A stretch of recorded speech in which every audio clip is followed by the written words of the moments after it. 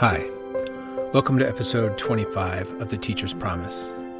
I'm Brett Hansen, and once again, I'm happy to be here with you and talk about important issues that affect public education. This week, we'll be talking about the teacher shortage. Before I start, I want to point out that although I am going to be focusing as much as possible on data, it's possible that I will bring in some of my opinions, that I'll share some of my ideas. And I also want to point out that clarifying this issue with data is essential because educators tend to have an optimistic perspective. And sometimes it becomes almost an optimistical illusion in that we don't see what's going on because we have to stay so positive. But in order to better understand the situation and problems and help our students, we have to look at what's really going on, and often the best way to see that is with data. But one thing I'm certain will become obvious at the end is that in many ways, we should have seen this teacher shortage coming. So one of the first guests on the show, Jess Meacham, pointed out very wisely that teaching is more art than science. I completely agree with her. But I also think that most human endeavors are more about art. Creativity, compassion, insight, and hope transform us. And that's what I think most educators want to do. Statistics, projections, and number crunching inform us, and that is important. Throughout the history of education, compassionate, noble people have wanted to transform students into something more than they were before, to help them grow into the best versions of themselves. But our system is grounded in something else. And anybody who reads up on public education or does research will find it immediately. Too much of the education system is trapped in the factory model, the efficiency mindset, and the race toward numbers instead of wisdom or insight. In the early 20th century, when politicians and monopolists decided to apply Henry Ford's assembly line system to public schools and the entire public school system, they set in motion a certain mindset, a certain goal and intention. They used time charts, tightly prescribed curriculum that literally were said to be, quote, teacher-proof. They pushed for more extensive testing and federal regulations to promote not the inalienable rights of life, liberty, and the pursuit of happiness, but the types of workers necessary to drive economic prosperity. Our public education system is one part of our capitalist drive to production. So we nowadays really want to promote balance and happiness and insight and help people prepare for the future. But the public education system is designed to create workers. And the people that are supposed to create these workers were originally selected to intentionally experience low levels of respect, to be paid low wages, and to be easy to control. This was an intentional choice in the beginning of the system. They wanted obedient, passive employees, the same way they wanted obedient, passive employees on the factory line that would do what they're supposed to do and could be replaced by others. So they intentionally hired less educated graduates who would obey the people with higher degrees, mostly men, who got paid more. And, of course, they focused on hiring women because at the time, women were more obedient to men and they could pay them less. It is not an accident that over 75% of public teachers are women today.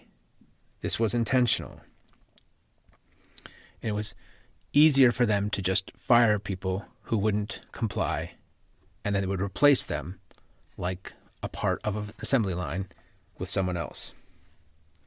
Unfortunately, many of these same ideals apply to teachers today, especially in states with weak or absent unions. throughout the 20th century, we had a lot of major changes that took priority over education, like the Great Depression and World War II.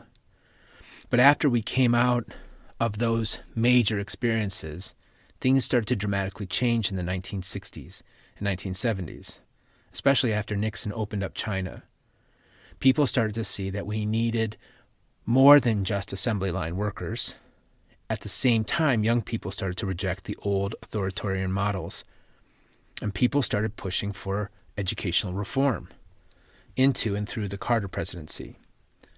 But after that, with the implementation of the No Child Left Behind Act and that legislature, politicians pushed once again for more curriculum mandates, more testing priorities, closing of failing schools, and the blaming of teachers based on student testing that was not determined by them, especially in poor and underperforming areas.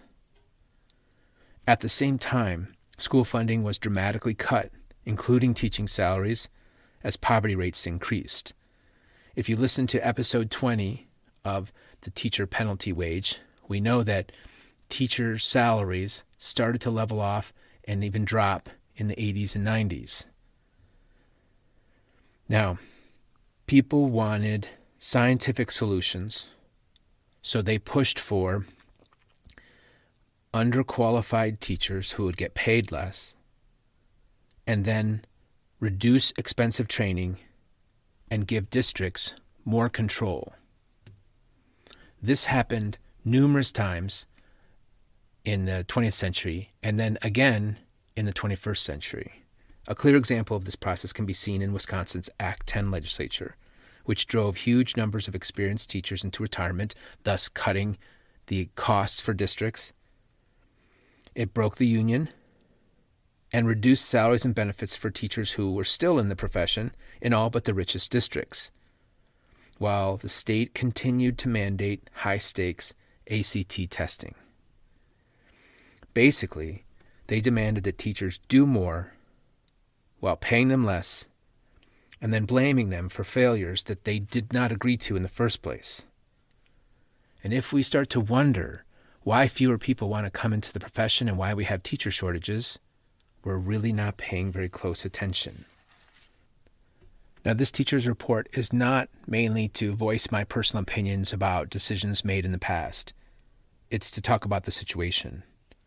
Today, we educators feel the effects of this history, so that's why it's important that we share it honestly and look it directly in the face. According to the U.S. Department of Education, today, all 50 states reported shortages in more than one academic area. The biggest lead was in special education. 48 states reported shortages. In science, it was 46. In math, 44. And foreign language has a huge drop in the number of people participating in certification to be foreign language teachers. Now, last March, the National Center for Education Statistics reported that nearly half of all U.S. schools experienced shortages. And a RAND Corporation study found that nearly all districts changed operations in one or more of schools due to shortages. Now, this could be a large district only adjusting some schools, so not every single school in the district. But they listed primarily things like combining classes, canceling courses, and then asking teachers to assume more tasks, once again, while being paid less. An August 2022 national study found that nearly 200,000 teacher positions were vacant or held by underqualified teachers. Now, about 163,000 of these positions were ultimately filled. And we've seen in the news who ended up filling these positions. Dedicated people who are willing to do the work, but not qualified. National Reserve soldiers should not be teaching students. People unqualified should not be teaching students. And in the end, 37,000 of those vacancies were left unfilled. Many of these positions are held by underqualified teachers who are probably doing the best they can, but it has a deep effect, especially on the neediest students. These types of vacancies and problems disproportionately affect students of color and low-income families, the people who need it the most. During my research, I found a shocking story in an article in Time magazine called "The Cost of America's Teacher Shortage." It's an amazing situation. A teacher, a special education teacher, had to leave her school where her special needs son, her 9-year-old special needs son, who has autism, needed a special ed teacher. She had to leave her school because she would get paid $4,500 more at a district 4 miles away. But she had other children. She has to pay her bills. She had no choice. And therefore, and not because of that decision, but at the same time, her son ended up being taught by a substitute teacher with no qualifications in autism. It was a sad story to read. At the same time, I felt torn. I wanted her to stay with her son, but I remember when my mom was a single parent trying to pay the bills. It's difficult. Now, this type of underqualified instruction has another effect. Underqualified, undertrained educators leave in the first year twice as often as qualified teachers. So that exacerbates the turnover issue and at the same time exacerbates the depression of achievement, further exacerbating the problem that led to the shortage in the first place. Now, another important issue is retirements and resignations.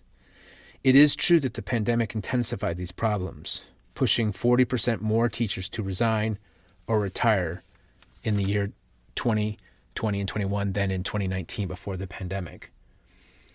But this type of retirement turnover can usually be absorbed by the system.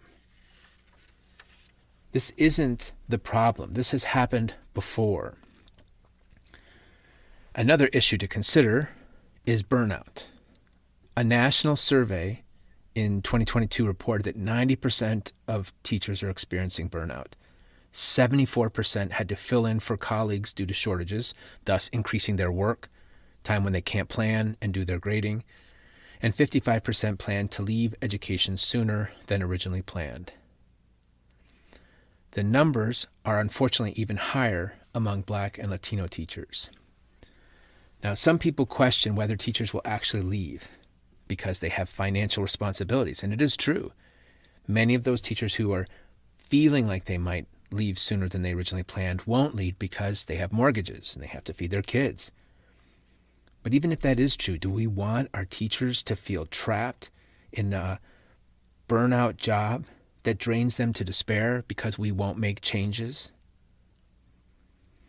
The pandemic in 2021 did have effect on many things, but it is not the cause of this problem, and it is not the cause of the teacher turnover, which is the next issue. Teacher turnover is defined as the percentage of teachers who don't return to their district in a given year. Now, they might switch to a different district and stay in education. They might leave education altogether, but they leave that district. And this information can be misleading because according to the overall data, the problem hasn't changed that much. The pandemic didn't increase overall teacher turnover. Teacher turnover has ranged between 16 and 20% for quite a while now. And the issue has been that many districts haven't replaced the teachers that left for whatever reason, whether they retired or went to a different district or went to a different profession.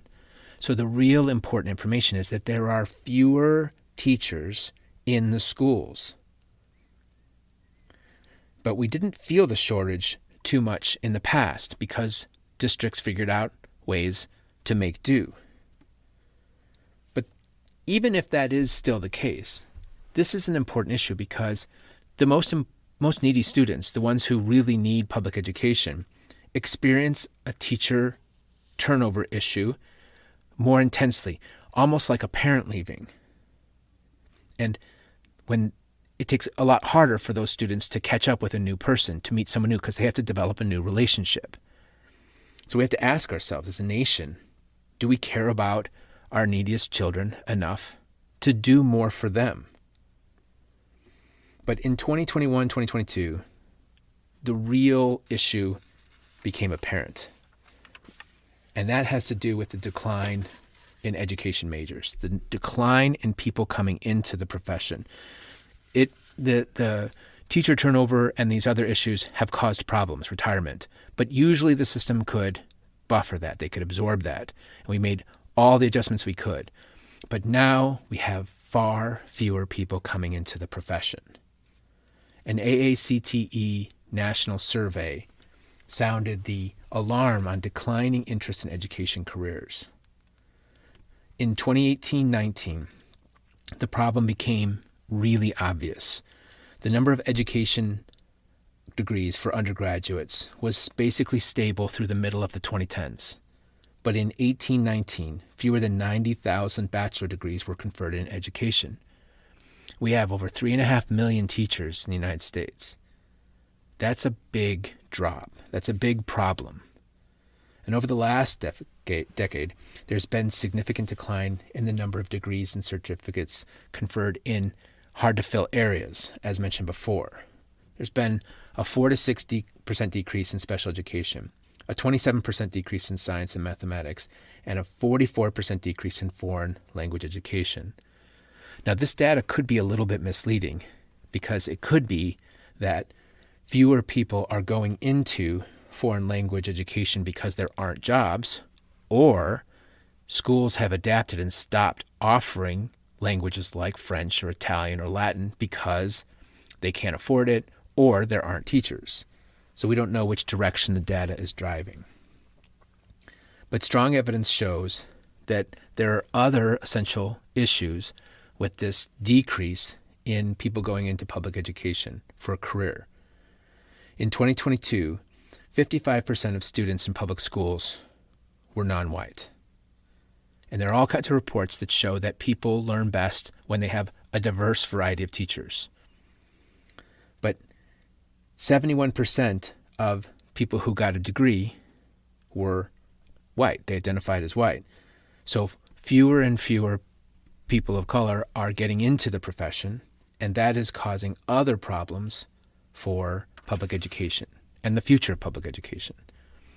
Now, when I first started researching this, I thought it was a national issue, and I still think it's of national importance. But the research showed immediately that this is more a state-by-state issue with local problems in different ways. So, for example, Mississippi and Alabama are number 1 and 2 in teacher shortage issues. And in Mississippi, they have 7 vacancies for every 1,000 students. That's a huge number. Mississippi is a poorer state. There are more rural students in that state. So fewer people are going into the profession, and the shortages are getting larger and larger. And when surveyed, they found from experienced teachers and from people potentially going into the field, the biggest problem is low pay.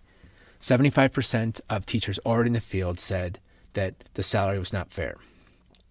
50% of teachers wouldn't advise their younger selves to become a teacher, and 46% feel disrespected by the public at large. Basically, huge percentages of teachers regret having gone into the profession, even though they care about kids. Since the pandemic has recovered and other jobs in other areas have gotten back to normal, education jobs are still down by about 270,000 employees. Now, this is not teachers. This is all educators, including all of them. We have far fewer people working to take care of our kids. And I found one report that is shocking. I can't help but believe there's some kind of misunderstanding. ABC News reported that by 2024, the nation will need 300,000 more teachers. I can't help but think that they must mean 300,000 more people working in education. But even so, that's a huge number. And the data goes on and on and on. But to tell you the truth, in summary, few things are becoming very clear. One is that most parents don't want their kids to become teachers, and therefore kids are not becoming teachers in public education programs, in the teacher certification programs. According to an article, Most Parents Don't Want Their Kids to Become Teachers, in Education Weekly, 63% of parents surveyed said they have a great deal of respect or amount of trust and confidence in teachers, and 55% of them gave schools an A or a B. But still, 62% of them, about the same amount, said that they wouldn't want their kids to become teachers. And this is a 10% drop from 2018 in just a few years. 30% said that it was because of poor pay and benefits. 26% said it was because of the difficult demands and stress, and it wasn't worth it. And then 23% said it was an issue of lack of respect. People don't want to become teachers, and parents don't want their kids to become teachers. The next thing that's really important to know is that this problem is systemic. If we look at the history and consider how things are repeating, and consider the legislation passed by different states and different times and the federal government, the problem is systemic and intentional. That these are things that are chosen, and that people, mostly politicians, are deciding to do this. This is not an accident. This is not a result of the pandemic. The third thing that I really want people to note is that these inequalities exacerbate more inequalities. These problems make other problems worse. And it's, once again, not a new problem. It's not due to the pandemic, and it is not unsolvable. But it is worse than it was before because, as stated, more people don't want to become teachers. More parents don't want their kids to become teachers, and more children won't have consistent caring teachers in their lives. Finally, we should have seen this coming because it's happened before. But it's not teachers' fault. It's not teachers who are to blame, and it's not teachers who should accept this responsibility. It is the decision makers. It is society. Society should have fought harder for great schools for all kids, not just for some kids at the top. And society should take better care of rural kids as well, and poorer kids, and special needs kids. I don't accept personal responsibility for this problem, and I don't think any educator should. I know that unless we tackle this head on as a community, as a nation, the problem's not going to get better. It's going to get worse. And those of us who are in the profession are going to end up feeling like we ought to do more. But I don't think we should. I think we should continue to care for students as best we can and do our best work, but not accept more responsibility for problems that we didn't create. Now, I'm an optimist. I tend to look at the world through rose-colored glasses. I can still enjoy my job and enjoy teaching in more difficult situations, but I don't foresee things getting considerably better during my career. These are major issues that need to be changed at the structural, fundamental level, but I hope I'm wrong. I do know that I will continue to work hard with my students, as I assume you will with yours, and I'm grateful to all the educators, teachers, assistants, paraprofessionals, everyone, especially those who are stepping into difficult situations to help our students the best we can.